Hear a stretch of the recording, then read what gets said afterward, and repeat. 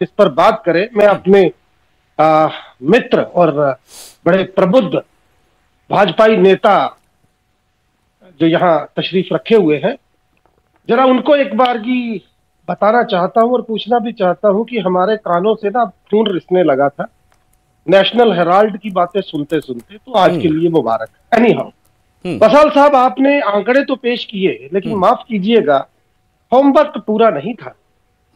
अब मैं बताना चाहूंगा कि जब आप तुलनात्मक ढंग से आंकड़ों को देखते हैं तो नतीजतन क्या परिस्थितियां होंगी उनको सामने रखना जरूरी है। आपने ये बता दिया कि अर्बन एरिया में हमारी जो बेरोजगारी की दर है वो 10.6 है, लेकिन नेशनल 6.9 है। करीब करीब 5 दशमलव का इजाफा है शहरी इलाकों में। इसको भी छोड़ दीजिए, नेशनल क्राइम रिकॉर्ड ब्यूरो के मुताबिक 2025 में 13% सुसाइडल केसेस बढ़ चुके हैं। माफ कीजिएगा, 2017 में केवल 287 जो आंकड़े मेरे पास है, और 2018 में केवल 330 मामले थे, जबकि 2025 में एक महीने के अंदर इतने मामले दर्ज किए गए हैं। 13% का सुसाइडल अटेम्प्ट और सुसाइडल रेट में इजाफा बताता है कि किस हद तक डिप्रेशन हमारे इस प्रदेश के, जो कभी रियासत होती थी, उनके युवाओं में बड़े गहराई से जो है वो पेबस हो चुका है। और दूसरी बात यहां मैं आपको बता दूं, मोदी साहब हमारे माननीय प्रधानमंत्री जब 2024 में आए थे, आपको उनका अंदाजे बयां पता है, जैसे यूपी और बिहार में इतने दे दूं ना मालूम कितने दे दूं, तो जम्मू कश्मीर को भी माननीय प्रधानमंत्री जो है 32,000 करोड़ का पैकेज उस वक्त घोषित करके गए थे। आप यकीन करेंगे, केवल प्रपोजल हमारे पास 1.63 लाख करोड़ के आते हैं, और कुल इन्वेस्टमेंट जो है मार्च 2025 में वो 3,407 करोड़ का है। और कोड़ में खाज, वसाल साहब 1 मिनट और लूंगा क्योंकि मुद्दे की जड़ तक जाना जरूरी है ताकि जवाब दे सके आज हमारे साथ बैठे हमारे भाजपा के मित्र। दिक्कत क्या है, सरकारी नौकरियां हैं नहीं, जबरदस्ती के हाकिम हमारे सर पर काबिज है, और प्राइवेट यानी निजी इदारों में, फैक्ट्रीज के अंदर यहां पर लेबर लॉज लागू नहीं है। 12-12 घंटे काम करने के बाद ना पीएफ कटता है, ना टीडीएस मिलता है, ना किसी तरीके का कोई इंश्योरेंस ईएसआई वगैरह होता है। तो लोगों की हार्ड मास की गहरी कमाई जो दलाल ठेकेदार बनाकर कारखानों में बिठाए गए हैं ताकि उन पूंजीपति लाला लोगों को, इन तमाम लोगों को नियमित ना करना पड़े, ज्यादा पैसा ना देना पड़े, ये असली वजह है। पूछिए इनको, श्रम कानून आपने क्यों नहीं लागू किए जम्मू कश्मीर में? और जो अभी की घोषणा, फर्स्ट रिएक्शन मैं चाहता हूं कि आप 1 से 1.5 मिनट अपनी बात पूरी कर ले, फर्स्ट राउंड, उसके बाद फिर दोबारा क्रॉस क्वेश्चनिंग करेंगे। हमारे साथ अजय भारती भी जुड़ चुके हैं, एक्स एमएलसी बीजेपी के। अजय भारती साहब, ये मुझे लग रहा है कि थोड़ा सा चौंका रहा है, मतलब जब राष्ट्रीय औसत से भी ज्यादा बेरोजगारी की शरह बढ़ गई है, यानी बेरोजगारी बढ़ गई है जम्मू कश्मीर की। अजय भारती जी, शुक्रिया, धन्यवाद। और अनम्यूट कर ले खुद को। जी, मेरी आवाज आ रही है? जी, आवाज आ रही है, बोलिए। मैं तो जी, मैंने कहा आपको और आपके दर्शकों को, मेरे को पैनलिस्ट्स को मैं अपनी तरफ से नमस्कार करता हूं जी। और स्वभावतः जो कांग्रेस के स्पोक्स पर्सन चाहे लोकल या नेशनल लेवल पर आते हैं तो झूठ के सहारे ही शुरुआत करते हैं और विषय अंतरण करने में महारत हासिल जो डेटा मैंने यहां रखा उसमें मैं आपका रिमार्क्स चाहूंगा पहले, उसके बाद भी आप कांग्रेस वाले को जवाब दे दीजिएगा।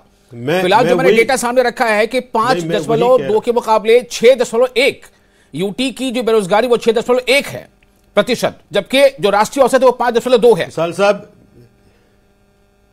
नहीं विशाल साहब, जो हमारे कांग्रेस के मित्र जिनको आपने पहले बुलवाया ना, उन्होंने पहले ही विषय अंतरण किया, उन्होंने सब्जेक्ट को डाइवर्ट किया। खैर, मैं उस पर नहीं जाता हूं क्योंकि वो उनका स्वभाव है, झूठ बोलते हुए गलत बोलना। इसका जवाब आज मेरे हिसाब से, क्योंकि ये जुलाई से सितंबर तक का आपने बताया कि ये आंकड़ा है, जैसे आपने बताया और जो राज्यसभा में बताया गया, इसका जवाब इसी गठबंधन को, इंडी ब्लॉक के सरकार को देना पड़ेगा। क्योंकि मैं मार्च में जब असेंबली सेशन मार्च में जब यहां पर सेशन चल रहा था, तब मैं चीफ मिनिस्टर, मुख्यमंत्री जो हमारे फाइनेंस मिनिस्टर है, उनके रिपोर्टिंग देख रहा हूं, जो उन्होंने असेंबली में कहा, अपने जो बजट के भाषण में भी, या जो उनके ही अपने ही असेंबली मेंबर्स ने क्वेश्चन पूछा, चाहे वो तनवीर सादिक साहब हों, चाहे वो मुबारक गुल साहब हों, ऐसे हमारे मेंबर्स ने जो पूछा उनको जवाब दिया नहीं दिया वो अलग, लेकिन अपने मेंबर्स को जो कहा तो उन्होंने पिछले 3-4 साल में एम्प्लॉयमेंट में इंप्रूवमेंट कैसे हुई ये गिनाया था, उन्होंने कितने सरकारी मुलाजिम लगाए गए उनका बताया था। पिछले ही 2 सालों में उन्होंने बताया लगभग 12,000 लोगों को सरकारी जॉब्स दिए गए। उन्होंने बताया कि एम्प्लॉयमेंट अपॉर्चुनिटीज पिछले 2 साल में कितना हुआ, यह मार्च 15 को रिपोर्ट हुआ है। मैं उसी आधार पर इनको याद दिलाना चाहता हूं। फिर याद दिलाना चाहता हूं अपने मित्र कांग्रेस के जिनकी सहयोग से सरकार चल रही है कि इनके मैनिफेस्टो में क्या कहा गया था। इनके मैनिफेस्टो में कहा गया था 1 लाख जॉब्स दे देंगे, 180 दिन में रोजगार एक्ट लाएंगे, रोजगार अपॉर्चुनिटीज क्रिएट करेंगे। हम यही पूछना चाहते हैं आपने किया क्या 1 साल में? आप तो सरकार चला रहे हैं, अगर ये पहले जब आप अपोजिशन में थे या सरकार से बाहर थे तब तो आप बड़ी बड़ी बातें कर रहे थे, मैनिफेस्टो में आपने बड़ी बड़ी बातें करी है। आज बता दीजिए अपनी प्रतिक्रिया पूरी हो गई। मैं क्रॉस क्वेश्चनिंग अभी सेकंड राउंड में, इस पर प्रतिक्रिया पूरी हो गई इस आंकड़े पर? जी जी ठीक है, ओके। आकाश वर्मा हमारे साथ मौजूद है, स्पोक्स पर्सन नेशनल कॉन्फ्रेंस के। आकाश वर्मा, आकाश अब मैं चाहूंगा पहले आप रिएक्ट करें। How will you react, how will NC react on this? जो डेटा है वो ये बता रहा है, संसद में डेटा पेश किया गया है पार्लियामेंट में, कि जम्मू कश्मीर की बेरोजगारी की शरह बढ़ गई है कौमी शरह से भी ज्यादा, और उसमें जो ज्यादा फिक्र की बात है कि शहरी इलाकों में ये बेरोजगारी ज्यादा बढ़ी है बनिस्बत देही इलाकों के। क्या कहेंगे इस पर आप? देखिए विशाल जी, मैं आपको बताऊं कि ये जो आप बेरोजगारी का रेट आप डिस्कस कर रहे हैं, आज का जो हमारा टॉपिक है, ये 2014 के बाद का जो ओवरऑल आप देश का सिनेरियो देखेंगे with respect to Jammu and Kashmir, तो हमेशा से जो ओवरऑल हमारा जो जनरल हमारा अनएम्प्लॉयमेंट का रेट है वो नेशनल से ज्यादा है। और अगर मैं स्पेशली यूथ की बात करूं तो it is more than double. अगर मैं नेशनल की बात करूं तो इट इज अराउंड 10 to 12%, और अगर जम्मू कश्मीर की बात करूं तो 18% से ज्यादा है। और आज क्योंकि जो हमारे सर्वेज हैं PLFS और CMI जो हमारे सर्वेज करवा रही है, और इसमें आज ये जो आंकड़े जो निकल के आ रहे हैं, इसमें ये कोई आश्चर्यजनक नहीं है, क्योंकि ये पिछला जो हमने दौर देखा, पिछले 8-10 साल का दौर, जिसमें जम्मू कश्मीर को जो ये जो डेटा अभी सामने रखा है ना आकाश, ये जुलाई से सितंबर 2025 के बीच का डेटा है, जुलाई से सितंबर साल 2025। अब इसके आगे पीछे भी डेटा घटा बढ़ा होगा, फिलहाल ये डेटा सामने है जो संसद में रखा गया। सुनिए विशाल जी, मैंने तभी आपको कहा कि अगर आप 2014 के बाद का डेटा देखेंगे ना, तो उसमें जो परसेंटेज आज जम्मू कश्मीर की है with respect to nationwide, वही परसेंटेज रही। 2017-18 में एक माइनर सा जो ड्रॉप था वो हमें देखने को मिला था, लेकिन पहले 6.7% थी, 2014 के बाद आज फिर भी जो है वो 6.1% है। तो मैं आपको ये बताऊं कि इसका कारण क्या है, हम आज यहाँ पर डिस्कस करने के लिए बैठे हैं कि कारण क्या है। कारण ये है कि जो पॉलिटिकल अनसर्टेनिटी है जम्मू एंड कश्मीर में, जो पिछले 10 साल का आपने यहाँ पर सिस्टम देखा पॉलिटिकल, और वैसे भी जितने भी यहाँ पर मतलब जो हमें सपने दिखाए गए थे कि यहाँ पर यूनियन टेरिटरी बनने के बाद यहाँ पर कोई तूफान आ जाएगा डेवलपमेंट का, यहाँ पर इंडस्ट्रियलाइजेशन होगी, तो मैं आपको बताऊं कि वो सिर्फ एक आई वॉश था। जबकि ऑन द कॉन्ट्रेरी हुआ क्या कि यहाँ पर जो भी हमारा MSME इकोसिस्टम था वो टोटली कोलैप्स कर गया। अब आप मुझे बताइए विशाल साहब कि यहाँ पर जो एम्प्लॉयमेंट है वो कैसे जनरेट होती है। जम्मू एंड कश्मीर में अनसर्टेनिटी क्यों है? क्योंकि ये एक हिली टेरेन है, यहाँ पे लॉजिस्टिक्स प्रॉब्लम्स हैं, यहाँ पर और बड़े सारे फैक्टर्स हैं, क्लाइमेट के इश्यूज हैं। यहाँ पर जनरली जो हमारा यूथ है वो डिपेंडेंट है गवर्नमेंट के ऊपर। लेकिन गवर्नमेंट की अगर आप आज हालात देखेंगे, गवर्नमेंट में आज यहाँ पर हम इतने जो रोजगार के अवसर हम प्रोवाइड ही नहीं कर पाते नौजवानों के लिए। अब बात बची प्राइवेट सेक्टर की, प्राइवेट सेक्टर में आ जाते हैं मोस्टली हमारा टूरिज्म, हॉर्टिकल्चर और ट्रेड एंड इंडस्ट्री। अगर मैं टूरिज्म की बात करूं तो मैंने आपको जैसे बताया जो पॉलिटिकल अनसर्टेनिटी है, जो यहाँ पर टेरर थ्रेट्स जो रहती हैं, उसकी वजह से ये सफर होता है। अगर मैं बात करूं ट्रेड एंड इंडस्ट्री की, तो मैं आपको ये बताऊं कि जो प्रीवियस डिस्पेंसेशन थी उनकी वजह से आज 80% of the industries in Jammu and Kashmir have been shut down. ठीक है, ओके जो इंडस्ट्रीज जो थी, आकाश फर्स्ट राउंड में इतना काफी है। Let me have first round complete कर लूं मैं। अहमद अयाज हमारे साथ मौजूद है, पॉलिटिकल एनालिस्ट है। अहमद अयाज साहब, अब क्या समझा जाए? एलसी ये कह रही है कि 2017-16 के दरमियान ये 6.78 तक था, अभी तो एक है 6.1 है गनीमत है। मैं आपसे सीधा ये जानना चाहता हूं, हालांकि ठीक है कि ये 3 महीने का डेटा है, लेकिन इन 3 महीनों में ये डेटा तब का है जब Jammu Kashmir is govern by two way of governance, तो तब तो मेरे ख्याल से ये दो तरफा जब इलाज होता तो ये तो शायद बीमारी जल्दी ठीक होनी चाहिए थी, लेकिन ये अभी भी कौमी शरह से ज्यादा है। आपका फर्स्ट रिएक्शन?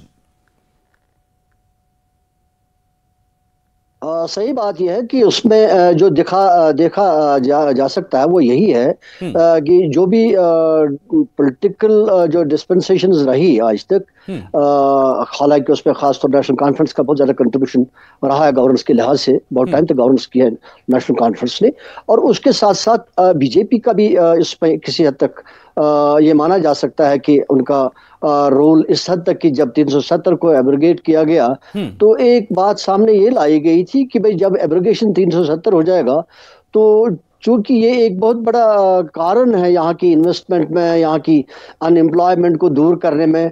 अभी ये प्रैक्टिकली मुमकिन था या नहीं था या किया जा सकता था, लेकिन एक बात कन्विंसिंग थी कि हालांकि ये भी नहीं था कि इन्वेस्टमेंट नहीं किया जा सकता था, पहले इन्वेस्टमेंट किया जा सकता था, जैसे बहुत अच्छे public sectors, major public sectors भी जम्मू कश्मीर में काम करते थे, तो ये नहीं कि इन्वेस्टमेंट नहीं की जा सकती। लेकिन देखना यह है कि इस चीज को टैकल करने के लिए कि लोगों ने, पॉलिटिकल पार्टीज ने कितना इस मामले को गंभीरता से लिया है और कितना इस चीज को उन्होंने सीधे इस चीज को मान के कि ये एक बहुत बड़ा इशू है कि जिसमें यूथ का मामला है, अनएम्प्लॉयमेंट का इशू है, और उसका नतीजा यही है कि यूथ को इग्नोर किया गया।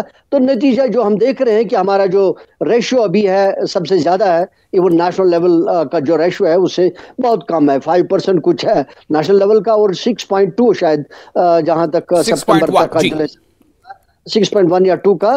तो सबसे ज्यादा जो रेशियो जो है अनएम्प्लॉयमेंट का है वो जम्मू कश्मीर का है। और जबकि हमारे पास साधन भी है, हमारे रिसोर्सेज है, हमारे जो इतना शायद कहीं नहीं है कि जहां हम एम्प्लॉयमेंट के लिहाज से लोगों को एंगेज कर सकते थे किसी भी तरीके। ये जरूरी नहीं है कि हर एक को गवर्नमेंट के जॉब को दिया जाए, लेकिन देयर आर अदर मीन्स कि जहां एम्प्लॉय किया जा सकता है, एंगेज किया जा सकता है, इंडस्ट्रीज को बढ़ावा किया जा सकता है, यहाँ टूरिज्म सेक्टर को बढ़ावा किया जा सकता है। अब मैं थोड़ा इस पे कारणों पे आता हूं। मैं सेकंड राउंड शुरू करने जा रहा हूं। आप लोग को जिनको भी कुछ कहना प्लीज आप हमें मतलब इशारा कर सकते हैं, आप हैंड रेज कर सकते हैं। मैं आपसे ही पहला ये सवाल लेकर आता हूं। अहमद साहब, मुझे ये बताइए, जैसे मैंने पहले बताया कि ड्यूअल गवर्नेंस है। अभी आप देखिए एलजी साहब जो है कई ऐसे मौके पर उन्होंने वो तकरीरनामा बांटते भी देखे गए हैं। मतलब दो तरफा सरकारें हैं, अगर इसमें कंपटीशन, लोग कहते हैं कि ज्यादा कंपटीशन होगा तो इस पर तरक्की अवाम का होगा, तो इसमें आखिर क्यों पीछे रह गई यूटी और खासतौर से जम्मू कश्मीर, जो आमतौर से पहले ऐसा माना जाता था कि अनएम्प्लॉयमेंट वहां पर है नहीं ज्यादा, अब ये बढ़ गई है, राष्ट्रीय औसत से बढ़ गई है।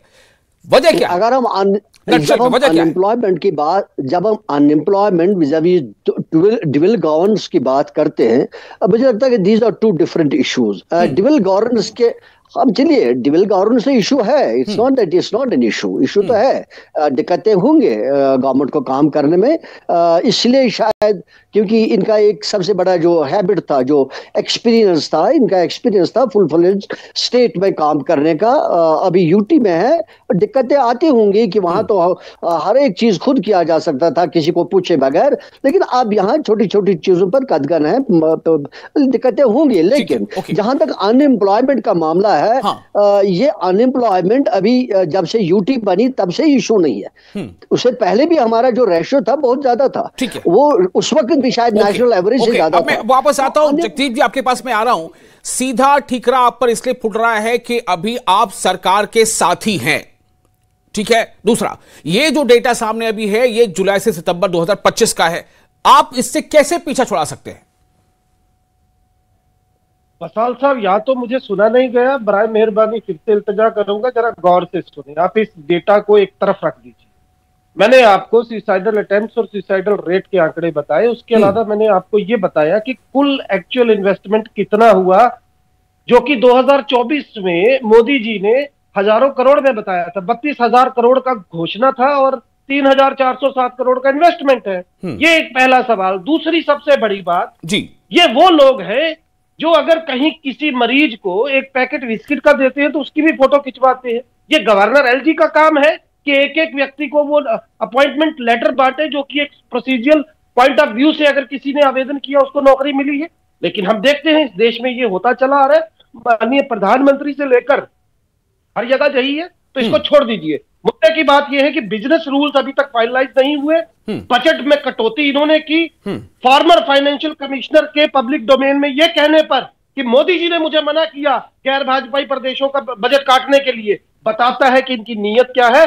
इनको आज सोचना चाहिए। जम्मू ने इन पर भरोसा किया था। मैं ज्यादा वक्त न लेते हुए इनसे सवाल पूछता हूं कि क्या आप 3 महीने का ये पुछल्ला लगाकर जो अपने चेहरे पर छाई हुई मुर्दनी है उससे पीछा छुड़ा लेंगे? अजय भारती जी, आप कुछ कहना चाह रहे हैं? अजय भारती जी, सवाल भी आप ही से कर रहे हैं। ये मैं ये जानना चाहता हूं कि ठीक है, ये 3 महीने का डिटेल, क्या ये चावल की जब चावल की क्वालिटी देखना होती है तो क्या पूरी चावल की बोरी के एक एक दाने को देखा जाता है? थोड़ा सा सैंपल लेकर आदमी अंदाजा लगाता है चावल कैसा है। मैं ये जानना चाहता हूं कि ये हालात क्यों बन गए?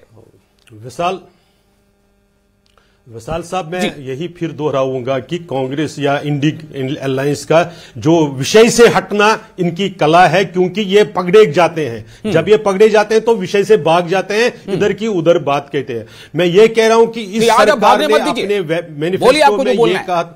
जगदीश जी बोलिए। मैं वही कह रहा हूं। नहीं, अगर या तो मुझे आप अनइंटरप्टेड बोलने दें तब तो फायदा है, नहीं तो इन्हीं को कह दीजिए बोलने के लिए। बोलिए बिल्कुल। 2023-24 में उमर अब्दुल्ला साहब का ही कहना है कि यहां पर अनएम्प्लॉयमेंट दर 4.4 थी। उन्होंने जो मैंने कहा आपको मार्च 15 की रिपोर्टिंग देख लीजिए जो उन्होंने असेंबली में कहा। क्यों 4.4 से अब ये 6.7 पर आई और 6.1 ये मार्च में भी थी, ये उमर अब्दुल्ला साहब बोलते हैं। मैं वही बोल में बीच में बोलो नहीं, बीच में नहीं बोलो जगदीश बाबू बीच में बोलिए नहीं, आपको टालोगे क्योंकि आपकी गर्दन पर हाथ आ गया ना, आपकी गर्दन पर हाथ आ गया, आपके फैक्ट्स को एक्सपोज हो गया आपके, इसलिए आप तो तिलमिलाएंगे, आप तो तिलमाएंगे। आपने कहा था आपने 180 दिन में आप बोलोगे झूठ, आप बोलोगे झूठ। कोर्ट ने क्या कहा था वो बताओ। वोट चोरी पर क्या हुआ है वो आपने देखा, उस पर क्या हुआ आपने यही कहना है। वही आप वो आदमी है जिसने कहा था गौरव कदल पर आपने आईएसआई को भी वो मारे, आपने आईएसआई को भी झूठा करार दिया। आप आईएसआई तो सिर्फ 50 तक गया, आप तो 200 तक गए। ऐसे झूठ बोलते हैं, ये आपका झूठा।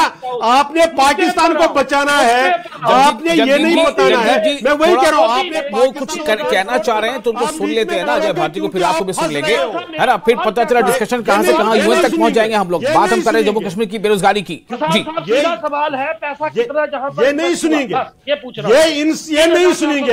इनकी नेशनल कॉन्फ्रेंस हर दिन बेइज्जती करती है, हर दिन इनको डिसग्रेस करती है ये, लेकिन पुल्लू पकड़कर बैठते हैं। ये नेशनल कॉन्फ्रेंस से कह नहीं सकते। आपने कहा था कि 180 दिन में सारे वैकेंसीज आप रेफर करेंगे, किया क्या? ये आपके मैनिफेस्टो पेज नंबर 12 पर लिखा है, पेज नंबर 12 पर मैनिफेस्टो पर है। क्या कांग्रेस में इतनी हिम्मत है पूछने की? क्या कांग्रेस में इतनी हिम्मत है पूछने की? नहीं पूछ सकते क्योंकि रहमो करम पर है, क्योंकि रहमो करम पर है नेशनल कॉन्फ्रेंस के। नहीं तो आपकी रोटी ये जो 3-4 सीटें आई थी वो भी नहीं रहेंगे। आपको मैं फाइनल कमेंट के लिए जा रहा हूं। अब ये जाती तौर पर जो ये मतलब एक दूसरे पर हमला है उससे हटके मैं चाहता था कि कुछ फैक्ट पे बात हो जाए और ये समझ में आए कि जो सरकारें हैं उनका लाहेअमल क्या हो, कैसा हो। जी, क्योंकि पकड़े गए हैं। बिल्कुल। आकाश, फाइनल कमेंट फ्रॉम यू। मैं जानना चाहता हूं 10-20 मिनट बताएं आप, 10-20 सेकंड में क्यों ऐसा है, क्या इसमें सुधार की उम्मीद कर सकते हैं आगे? विशाल साहब, अगर आप भारतीय जनता पार्टी को इन्वॉल्व करेंगे और उनका पॉइंट ऑफ व्यू लेंगे तो वो तो यही कहेंगे कि जो आज करंट जो गवर्नमेंट है उसकी वजह से हुआ। लेकिन मैं आपको बताऊं 2014 से, मैं आपके साथ फैक्ट के ऊपर बात कर रहा हूं। 2014 से लेकर देखिए, ये बात ही नहीं कर रहे। देखिए, ये देखिए, ये इनका तरीकाकार है। मतलब आप विशाल जी को इनको म्यूट कीजिए, फिर मैं बात करूंगा इनके साथ। पेज नंबर आप दादागिरी करोगे ना, फैक्ट्स मैं आपको दादागिरी करूंगा। 2014 से लेकर 24 तक इन्होंने किया क्या? इन्होंने जो हमारी पॉलिटिकल अनसर्टेनिटी की वजह से इन्होंने यहाँ पर जो हमारा जितना भी गवर्नमेंट सेक्टर था उसको खत्म कर दिया। हमारा प्राइवेट सेक्टर, हमारी इंडस्ट्रीज, हमारा इंसेंटिव इन्होंने खत्म किया। 80% मुझे लगता है कि अब आवाज, देखिए आवाज किसी की दबाने की कोई कोशिश नहीं है, किसी की आवाज खासतौर से हम तो ऐसा बिल्कुल नहीं करते, जिनको जो बोलना है बस ये चाहता हूं कि बातचीत हो तो वो जो है हमारे नाज़रीन तक पहुंचे भी, ये ना पहुंचे कि उसने बहुत जोर से चिल्लाया या उसने बहुत धीरे से बात की, बल्कि फैक्ट्स पहुंचे, उनकी जो जरूरियात है अहम और जो उसकी कंडीशंस वो पहुंचे, उनको एक रास्ता मिले। बहरहाल ये यूटी की जो शरह है बेरोजगारी की वो बहुत चौंका रही है, और ऐसे में खासतौर से तब जब वहां पर डुअल गवर्नेंस है, ये कब हम राष्ट्रीय औसत से आगे निकलेंगे बजाय ये कि पीछे होने के, इस पर एक सवाल निशान जरूर लग गया है। आप तमाम मेहमानों का बहुत शुक्रिया, वक्त आपने दिया बहुत कीमती।